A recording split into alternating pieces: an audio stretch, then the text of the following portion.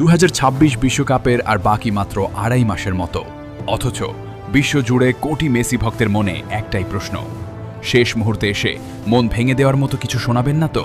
Argentine অধিনায়ক Lionel Messi কি খেলবেন 2026 বিশ্বকাপ?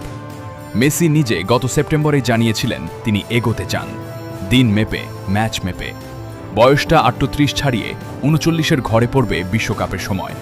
তবে এই বয়সেও মেসি মাঠে ফুল ফুটিয়ে চলেছেন।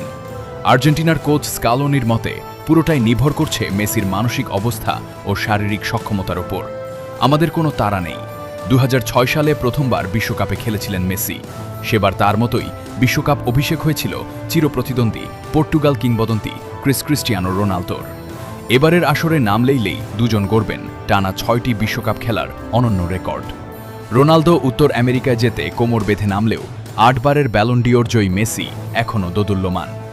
সংবাদ সম্মেলনে স্কালোনি শুধুমাত্র মেসিকে নিয়ে নয়, দলের সামগ্রিক প্রস্তুতি নিয়েও কঠোর বার্তা দিয়েছেন।